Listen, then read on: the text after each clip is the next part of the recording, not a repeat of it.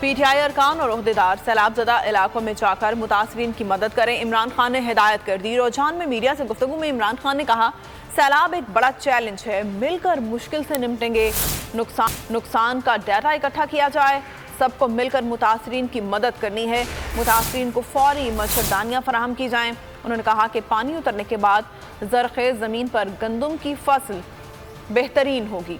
Chairman PTI کا کہنا تھا کہ مستقبل کے لیے 2 ڈیمز کا بننا بہت ضروری ہے۔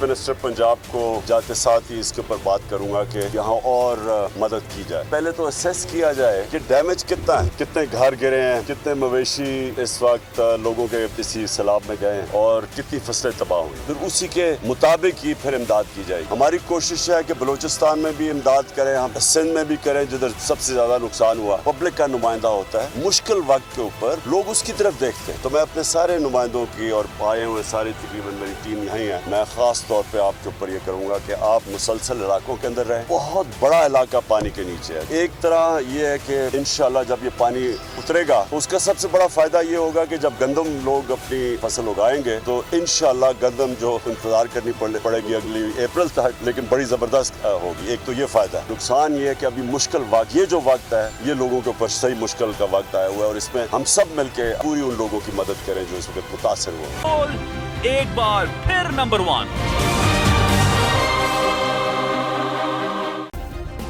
سبسکرائب کریں اور بیل دبائیں تاکہ کوئی خبر رہ نہ جائے۔